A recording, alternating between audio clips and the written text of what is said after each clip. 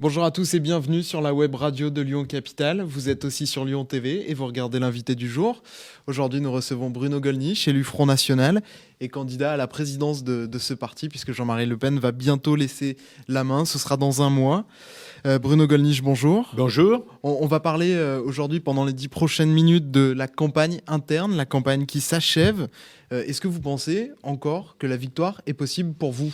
Oui, je le pense, je le souhaite, mais il faut bien dire que le système fait tout ce qu'il peut pour m'empêcher d'y parvenir. Ça, c'est-à-dire, le système fait tout ce qu'il peut, c'est quoi ? Qu'est-ce que vous reprochez ? Bien, il me paraît évident que ma concurrente Marine Le Pen, à la faveur des médias, notamment la télévision d'État, France 2 l'a invitée 6 fois au cours des 2 derniers mois à de grandes émissions où elle se débrouille d'ailleurs très bien. Je ne suis pas choqué qu'elle y soit invitée, je suis choqué que France 2 refuse de me faire l'aumône, ne serait-ce que de quelques minutes. Ce qui est évidemment une décision tout à fait mûrie, délibérée, et qui indique qu'il y a un certain nombre de réseaux, lesquels je ne sais pas. Le fait aussi que Jean-Marie Le Pen ait quasiment, dès le début de la campagne, désigné sa fille comme finalement le successeur naturel, ça devrait inciter vos confrères, comme vous le faites d'ailleurs fort courtoisement, de la radio et de la télévision à donner la parole à l'un et à l'autre. Ça devrait les inciter justement, après tout, puisqu'il y a débat, surtout le service public, à faire en sorte que ce débat se passe dans des conditions équitables. Monsieur Legrand, sur France Inter, a eu hier, à mon propos, un torrent de dégueulis parfaitement injurieux. C'est là aussi, c'est l'indice que la radio, la télévision d'État ont fait un choix. Oui, mais est-ce que ce choix-là, ils l'ont pas fait ? Il n'a pas été fait aussi parce que Jean-Marie Le Pen a clairement donné sa préférence à Alors sa vous voulez fille me dire et que de fait l'élection paraît jouée d'avance. Alors là, ce que vous êtes en train de me dire quand vous me répondez ça, c'est que par conséquent, à votre avis, la radio et la télévision d'État ont obéi aux ordres de Jean-Marie Le Pen, ou aux injonctions de Jean-Marie Le Pen. Ça, c'est votre analyse. Non, c'est la vôtre. Ce serait bien la première fois. Ce serait bien la première fois. Si vous me dites que si il refuse de m'inviter, c'est parce que Jean-Marie LePen a donné la préférence à sa fille. Je trouve ça, excusez-moi, votre raisonnement. C'était pas du tout votre mes propos, raisonnement me paraît étrange. Je voulais dire que depuis le début, vous partez avec un handicap. Ah oui, d'accord. Oui. Ce handicap-là, c'est notamment que Jean-Marie Le Pen. Oui, mais celui-là me paraît assez plus facilement surmontable. Mais vous savez, j'ai l'habitude de partir dans ma vie avec un certain nombre de handicaps de toute nature, et jusqu'à présent, ma foi, j'ai quand même surmonté un certain nombre d'épreuves. Mais tous ces arguments-là que vous venez de nous présenter, finalement, le système qui est contre vous, ça ressemble un peu aussi finalement aux raisons d'un échec. Vous avancez déjà les raisons d'un échec qui pourrait arriver ? Non, pas du tout. Je fais une constatation que vous pouvez faire, que tout à l'heure, d'ailleurs, hors antenne, vous n'avez pas contredite, que la télévision d'État a, dans ce qui est une compétition, invité 6 fois sur une grande antenne l'un des compétiteurs et systématiquement boycotté l'autre. C'est un fait. Voilà, c'est un fait. Ensuite, quelle conclusion en tirera-t-on ? Quelle influence cela aura-t-il ? En particulier, cette grande émission, la veille de la clôture du scrutin, avec un appel massif à voter. Chacun en tirera les conclusions qu'il veut. Moi, j'ai le calme des vieilles troupes. Vous avez expliqué que Marine Le Pen était finalement la candidate du système en place. Dans la bouche d'un élu frontiste, ça ressemble un peu quand même à un tir de barrage. Je ne dis pas... C'est la candidate de l'establishment. Non, mais je ne dis pas que c'est le choix délibéré de Marine Le Pen. Et encore une fois, je ne m'indigne pas de ce que les médias invitent Marine Le Pen. C'est tout à fait naturel. Ce qui serait scandaleux, c'est l'inverse. D'ailleurs, pas plus tard qu'hier, sur les ondes de votre confrère RMC, j'ai pris la défense de Marine dans le boycott qu'oppose M. Drucker, non seulement à elle d'ailleurs, mais à moi, mais à l'ensemble des personnalités politiques du Front National. Bon, je trouve ça tout à fait indigne de la part d'un homme qui, depuis des années, reçoit des personnalités politiques de tous bords, est un fonctionnaire, peut-on dire, un fonctionnaire beaucoup mieux payé que le fonctionnaire ordinaire, mais du service public, d'un service public, et comme tel, tenu à un certain pluralisme, à une certaine équité. On va peut-être pas faire les 10 minutes sur les médias. Donc je ne m'indigne pas de ce que Marine... C'est vous qui relancez la question. Je ne m'indigne pas de ce que Marine Le Pen soit invitée. Je m'étonne, et le mot n'est pas trop fort, d'être boycottée. Oui, je crois que ce n'est pas le rôle des médias, ou alors dans des pays totalitaires. Moi, je voulais revenir sur des positionnements un peu plus politiques. Oui. Le principe de cette organisation, de cette élection, c'est que les militants donc, vont choisir leur président. Vous avez essayé de rassembler, on va dire large, de rassembler ce que vous appelez la droite nationaliste au sein du FN. Non, pas la. Ce qui vous est reproché notamment par Marine Le Pen. Oui, mais j'ai entendu dire que je voudrais. Elle a qualifié vos amis de catholiques intégristes, pétainistes et obsédés de la Shoah. Oui, il ne faudrait pas. Je m'étais interrogé pendant très longtemps sur la nature véritable de cette dédiabolisation que l'on nous promettait. Il ne faudrait pas que la dédiabolisation de Marine Le Pen, ce soit la diabolisation du Front National.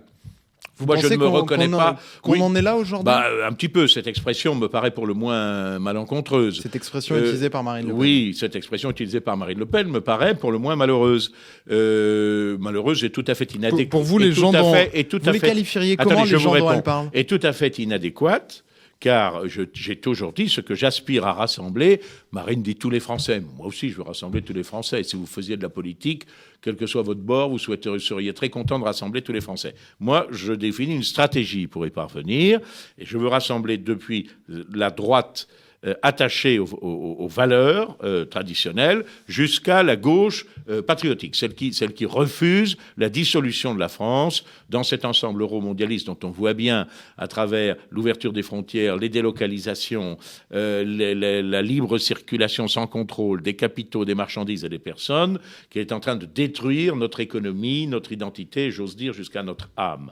Il y a des gens de gauche qui font ce raisonnement-là. Moi, j'aspire, effectivement, dans un premier temps, à rassembler toute la famille nationale et à l'étendre sur la droite aux gens attachés aux valeurs traditionnelles et sur la gauche à ceux qui ont, par exemple, suivi un homme comme Jean-Pierre Chevènement.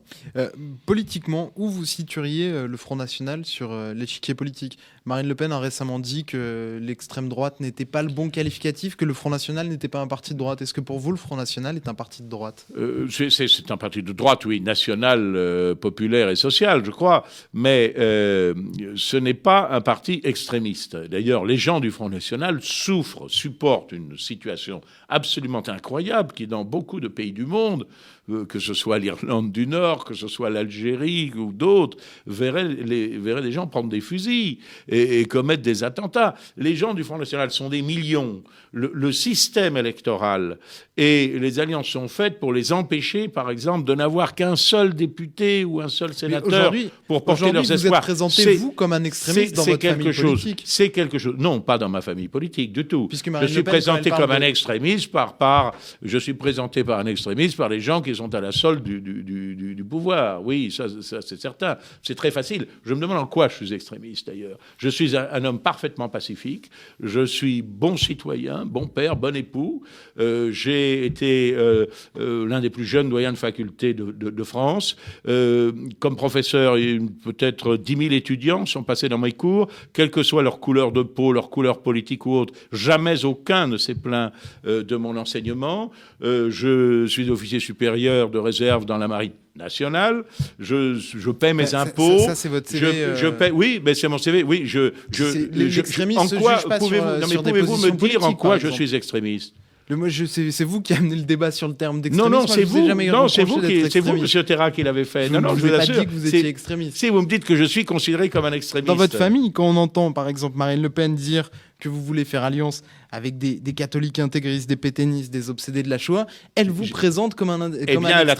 Elle a tort. Et justement, vous, est-ce que vous pensez qu'elle n'est pas en train peut-être de dénaturer le FN, la vision que vous avez, vous, du Front National ? Est-ce qu'elle dénature le FN par cette expression dont je vous ai déjà dit qu'elle était malheureuse, si je dis qu'elle est malheureuse, c'est parce que c'était très exactement ce que je pense. Pour elle, j'espère que c'est un cas isolé. Qu'elle va transformer ce parti finalement en un parti populiste ? Mais c'est si jamais elle devait être présidente. C'est un parti populiste. C'est très beau, c'est un très beau terme, parti populiste. Ça veut dire un parti qui défend le peuple. Ça me paraît très bien. Et ça ne vous pose pas un problème, vous, de positionnement politique ? Pas du tout. Par rapport, les idées qu'elle prône sont les mêmes que les vôtres ? Je ne sais pas très exactement quels sont leurs contours. Ils me paraissent un peu flous. Et je vous disais, il ne faudrait pas que, dans le désir légitime d'être dédiabolisé, moi aussi j'aspire à être dédiabolisé, bien sûr, la diabolisation, c'est l'arme de guerre psychologique utilisée par nos adversaires, qui se rendent compte qu'un nombre croissant de Français pense que nous avons raison. Alors ils essaient de nous diaboliser. Vous savez, quand j'étais étudiant à Nanterre, que M. Cohn-Bendit et ses amis, que je retrouve aujourd'hui au Parlement européen, devenus de gras notables, saccageaient la fac, empêchaient les examens ou les cours d'avoir lieu, promenaient les professeurs dans des poubelles, et bien que moi je préférais quand même suivre mes cours et passer mes examens, j'étais déjà traité de fasciste. La diabolisation, c'est un truc vieux comme le monde. La diabolisation, c'est la technique de guerre psychologique qui était utilisée par les marxistes, les mouvements révolutionnaires, etc., contre leurs adversaires. Donc il ne faut pas tomber dans ce piège-là. Et je suis un peu inquiet, en effet, de voir que Marine, dans la compétition très légitime qui nous oppose, paraît y succomber. Justement, ça va aller vers la prochaine question. Le Front National a montré finalement durant toute cette campagne de profondes divisions idéologiques. La campagne a été quand même dure. Non, on peut pas. Non, enfin, il y a eu les coups bas. C'est pas le Parti socialiste. C'est quoi les coups bas? Vous m'avez entendu? Écoutez, c'est la première fois que publiquement, j'émets une réserve et une critique sur ce qu'a dit Marine, ce qui est quand même assez naturel dans une compétition. J'ai tenu pratiquement près de 100 réunions publiques avec la présence de vos confrères, de vos journalistes, encore tout récemment à Paris. Demain, à midi pour dans vous, la Loire, après-demain en Savoie, en Haute-Savoie. Pour vous, quel que soit le vainqueur, le FN ne va pas se désunir. Je vais vous répondre. Je vous mets au défi de trouver dans ma bouche ou sous ma plume un seul propos désagréable, déplaisant ou injurieux envers Marine Le Pen. Et de son côté, ça a été assez correct. Ce dernier dérapage sont ceux que vous venez, ce sont les premiers dérapages de sa part que vous venez de me citer. Bon, on est en fin de campagne. Pour vous, cette campagne interne ne laissera donc pas de traces, quel que soit le vainqueur? Il y a des frictions qui sont inéluctables, qui sont inhérentes à la dynamique propre à ce genre de compétition. Mais je puis vous dire qu'en ce qui me concerne, je ne porterai pas atteinte, quel que soit le résultat, à l'unité de notre famille d'esprit. Et j'espère bien que si je l'emporte, il en sera de même de la part de Marine. Eh ben, nous le verrons ça, donc mi-janvier. On saura qui succède donc à Jean-Marie Le Pen. Bruno Gollnisch, merci d'avoir répondu à nos questions. Merci de votre invitation. Quant à moi, je vous retrouverai très bientôt pour une nouvelle édition de l'invité du jour. Bonne journée à tous, au revoir.